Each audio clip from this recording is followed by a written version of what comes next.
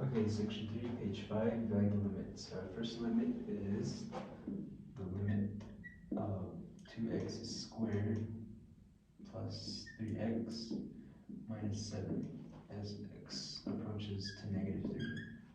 In this case, we plug in whatever the limit is into each of the x values. So we have 2 times negative 3 squared plus 3 times negative 3 minus 7. We simplify it, so we have 2 times 18 minus 9 minus 7. Actually, it should be 9, not 18. The next value, it should be 18. So we have 18 minus 9 minus 7.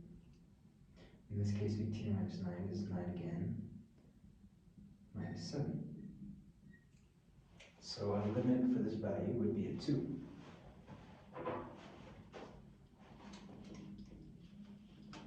Our next limit is more of a trig function, so you need to look into a unit circle. So our second limit is the limit of secant x times sine of x as x approaches to pi over 6. In this case, you can either write secant x as 1 over cosine of x times sine of x. This will just become sine x over cosine of x.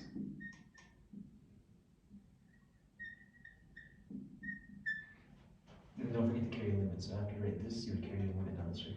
So then you would have the limit of x approaches pi over 6 sine of x over cosine of x. You always carry the limit until you apply it to the function, so then you have sine of pi over 6 over cosine of pi over 6. Then when you look at a unit circle, you'd see that pi over 6 would be at square root of 3 over 2 and 1/2. Remember, cosine is x value and sine is the y value.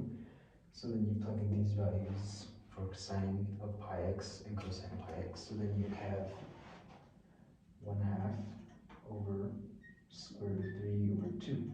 You multiply the reciprocal, you'd have 2 over square root of 3 times 1/2. Once you multiply, these cancel out, so all you're left with is 1 over square root of 3. And this is not your final answer, you have to take away the square root of this one, so you multiply by the radicand. So you have square root of 3 over square root of 3. The square root would cancel out the bottom, so you're left with square root of 3 over 3, which is your limit for the secant x times sine of x. Our last limit is a bit tricky because it goes into the definition of the derivative.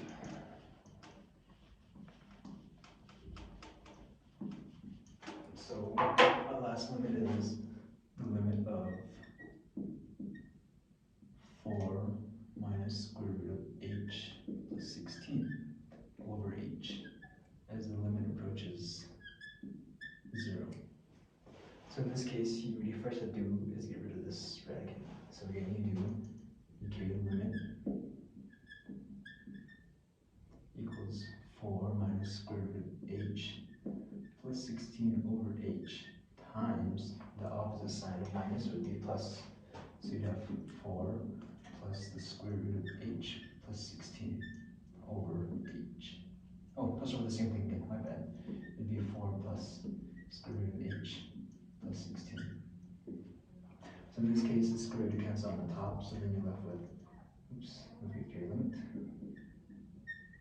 you're left with 16 because 4 times 4, 16, would be minus h plus 16 over h times 4 plus square root of h plus 16.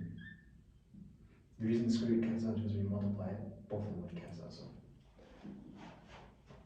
then when you simplify it more, don't forget to carry the limit again. It's a long thing, so you gotta carry it. It'd be 16 minus h plus 16 over h times 4 plus square root of h plus So if you simplify that, that would be just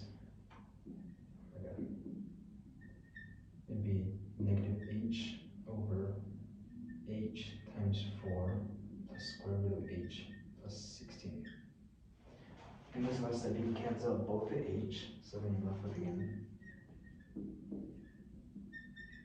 just negative 1. Because this is negative, the negative carries down, so you're left with negative 1 times 4 plus square root of h plus 16. Now here you can't cancel out anything else, so then you can apply the limit of 0.